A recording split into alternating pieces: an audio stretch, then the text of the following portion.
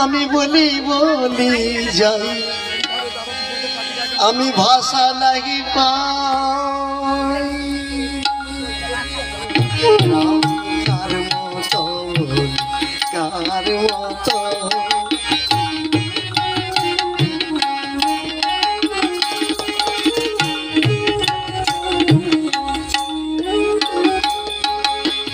বলি বলি যাই, ভাষা নাহি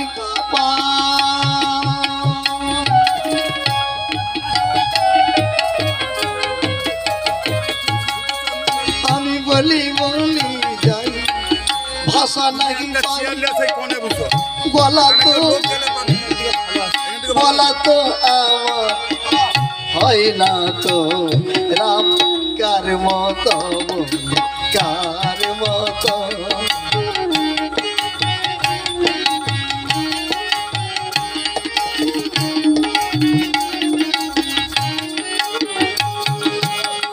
যদি বলি তারে চন্দ্র সমতুল, তবু তো বলা হয়ে যায় ভুল। যদি বলি তারে চন্দ্র সমতুল, তবু তো বলা হয়ে যায় ভুল। অনাথ বন্ধু বলে দিতে পারি তুল, অনাথ বন্ধু বলে দিতে পারি তুল। ওরে যে জনে যে জান রামের মতো, রাম কার মতো বলি কার মতো।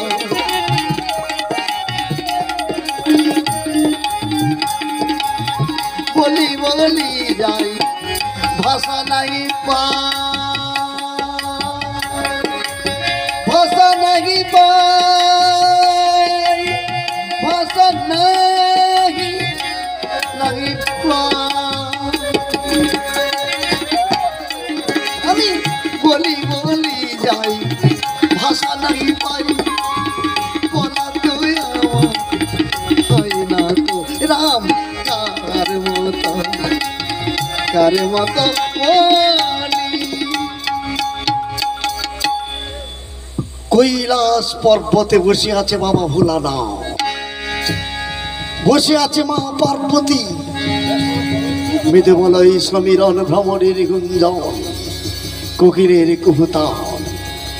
কৈলাসে শৈলাবাসে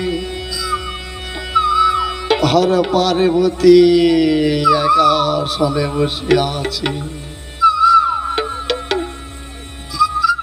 কি সুন্দর শোভা, প্রভাতকাল তো। বাবা ভোলানাথ জগৎ জননী মা পার্বতীকে বললেন, দেবী এই কৈলাস পর্বতে দুইজনে তো বসে আছি অনেক দিন, তোমার মনে প্রাণে কোনো আশা কোনো আকাঙ্ক্ষা জাগে না দেবী? আমার বদনে কিছু শ্রবণে করে আনন্দ লাভ করা। দেবী বললেন, ভোলানাথ আমার মনে প্রাণে খুব ইচ্ছে করে আমি কিছু রামায়ণ শ্রবণ করি, আনন্দ লাভ করি। দেবী রামায়ণ তো শুধু শুনলে হবে না, তার যে কতগুলি নিয়ম কানুন আছে। কিন্তু নিয়ম কানুন কেমন না বললে আমি কেমন করে বুঝবো? তাহলে শোনো একবার, বলো রে মদনে শুনো রে শ্রবণে সুধামা খারা একবার বলো রে মদনে শুনো রে শ্রবণে।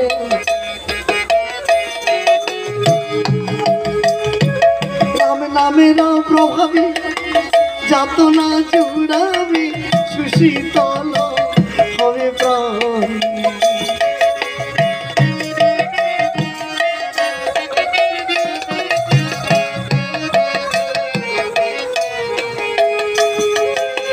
সুতমা খানা বলব দলে,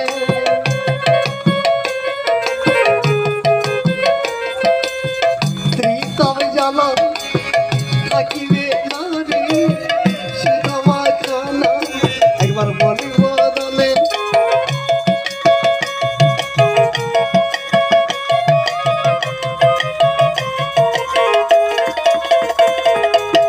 সুধা মাখা রাম নাম বলো বারে ভাই, সুধা মাখা ওই রাম নাম বলো রে, রাম নাম আহা কি বলিছি কি বলিছি রাম নাম বলো রে। লঙ্কেশ্বর রাবণ সীতামাকে হরণ করে নিয়ে গিয়েছিলেন লঙ্কায়, আর ভগবান শ্রীরামচন্দ্র সেই সীতাকে উদ্ধার করার জন্য লক্ষ লক্ষ বানর ভল্লুক একত্রিত করে সাগর বন্ধন করে লঙ্কা আক্রমণ করলেন। লঙ্কা দ্বীপে শুরু হলো রাম রাবণের তুমুল যুদ্ধ। রাবণের 1 লক্ষ পুত্র 6 লক্ষ নাতি, একজনে নেই তার বংশ দিতে বাতি। রামচন্দ্র বংশকে নির্বংশ করে দিয়েছে। আজকে পুত্র ইন্দ্রজিৎ বিনাশ হয়ে গেছে, তাই রাবণ সিংহাসনে বসে বসে অশ্রু নিরে সিক্ত করছে অঙ্গের ভূষণ। সকলই আমার, রাবণ কাঁদছে, হয়ে গেল সে ভবলীলা হলো অবসান। আনন্দ সূর্য গেল অস্ত চলে, আধার নামিল ঝড় উঠিল কপলে। শক্তি বিদায় নিল আসিল জরা, মৃত্যু করে আহ্বান। সবশেষ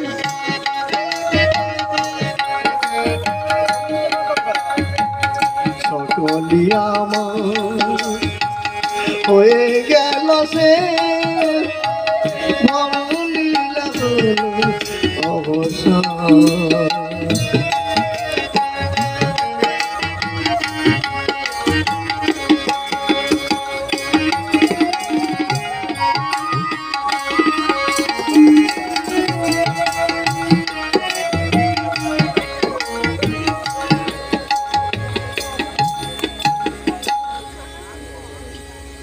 নব নব বধূমাতাগণ সত্য বিধবা সেজে পথের মধ্যে ঘুরে বেড়াচ্ছে, কটাক্ষপাত করছে বৌমারা রাবণের দিকে তাকিয়ে। যে সকল বীরগণ বিনাশ হয়ে গেছে তাদের প্রত্যেকের স্ত্রী আছে, তারা বিধবা শ্বেত বস্ত্র পরে রাবণকে অভিশাপ করছে। আমরা যেমন অন্তর্দগ্ধে দগ্ধ হচ্ছি, তোমারও যেন এই অবস্থা হয়। মাঝে মাঝে ছোটদের অভিশাপ কাজে লাগে যদি বড়রা অন্যায় করে। আজকে রাবণের চোখের সামনে 1 লক্ষ পুত্র মরল, 6 লক্ষ নাতি মরল, কিন্তু এখনো পর্যন্ত আন্তরিক চেতনা হলো না।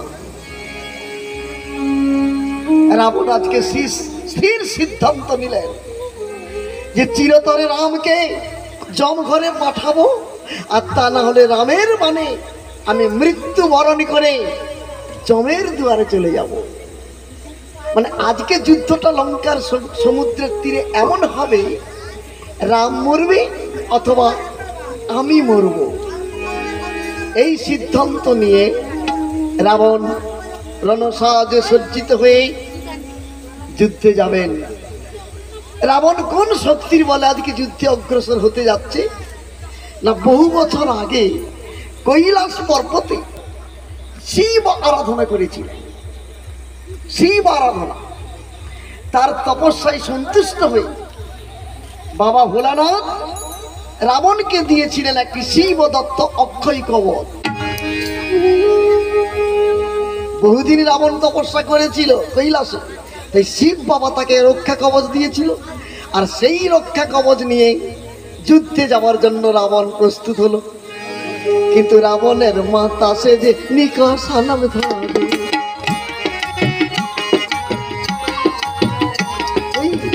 রাবণের মাতা সে যে নিকশানাম ধরে।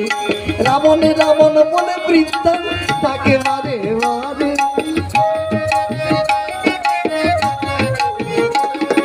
রাবণে রাবণ রাবণের মা ওই রাবণে রাবণ বলে বৃদ্ধা তাকে মারে মারে।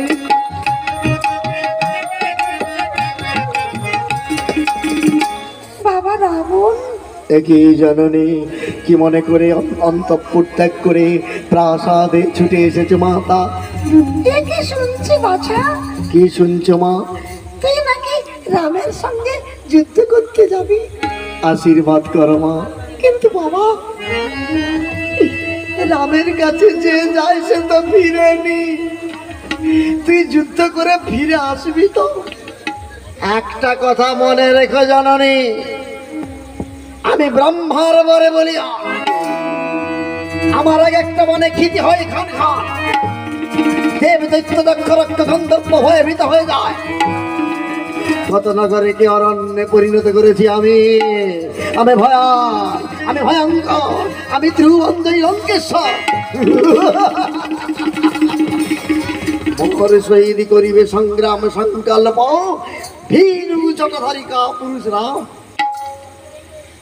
আশীর্বাদ করো মা। রাবণ নিয়ে যাও শক্তিশীল। শক্তিশীল রাবণের মনে হলো এই শক্তিশীলটা আমার শ্বশুর দিয়েছিল যখন রানী মন্দোদরীকে আমি বিবাহ করেছিলাম। এই শক্তিশীল আমাকে আমার শ্বশুর ময়দানব রাজা যৌতুক দিয়েছিল। আর এই শক্তিশীল দিয়ে আমাকে বলেছিলেন এটা সমনের ভগিনী, এটা সত্যি নাম ধরে, যারে মারব শক্তিশীল সেই জন্মরে। যারে মারব শক্তিশীল সেই জন্মরে।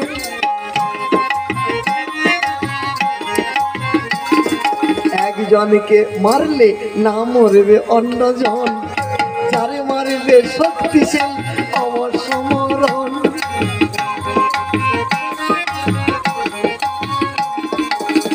রাবণ সেই শিব দত্ত রক্ষা কবচ নিয়ে এবং শক্তিশীল নিয়ে বিপুল সৈন্য একত্রিত করে নিয়ে এইবার চলেছে কোথায়? লঙ্কার সমুদ্রের তীরে। আর এদিকে লঙ্কার সমুদ্রের তীরে পাতিমৃগ চাম অতি অনুপম মনহার সুঠাম করি।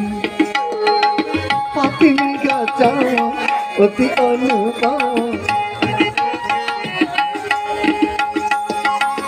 বসিয়া আছেন রাজীব লোচন, বসে আছে লক্ষণ তলে ধারি।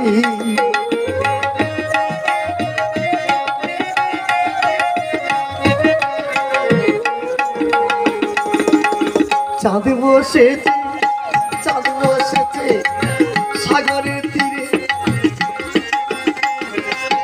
যাই রে সভা বলিহারি যায় লঙ্কার সাগর তীরে।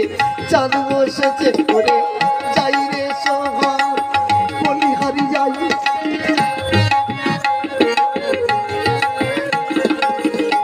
মনি জনা মনাহার সুন্দর ঠাই, যোগী জন চিত্তধারী নয়ন আবিরাম।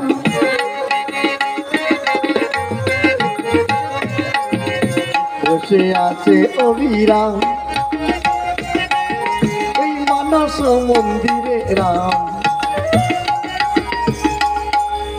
চারিদিকে বসে আছে হাজার হাজার বানর গণ। পদতলে বসে আছে মহাবীর পবন নন্দন। মহাবীর হনুমান শ্রীরামচন্দ্রের পদতলে বসে বসে সে তার দুটি নয়নকে বলছে, ওরে নয়ন, কত দেব দৈত্য যোগী মুনি ঋষি পাহাড় পর্বতে নদীর তীরে দেবালয়ে শিবালয়ে কত মঠ মন্দিরে ভগবানকে আকুল হয়ে ডাকছে, অশ্রু সিক্ত করছে অঙ্গের ভূষণ। ভগবানের করুণা কোনদিন পায় না।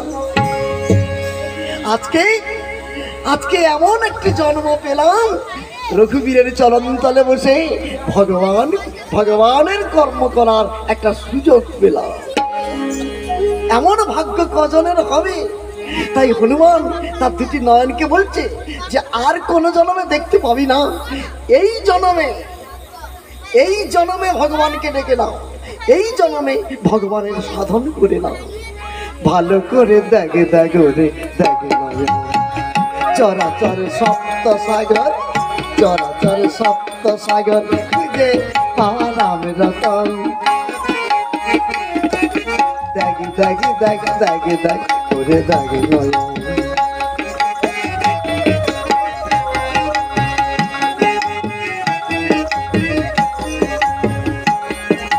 ব্রহ্মচারে হৃদয় ধরে করছে বসে যোগাসন,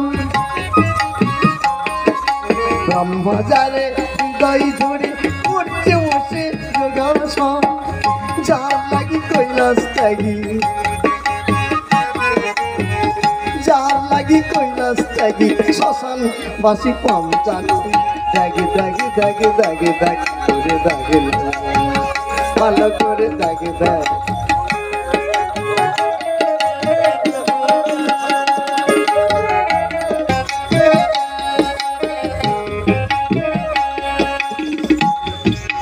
যার চরণে পাশান,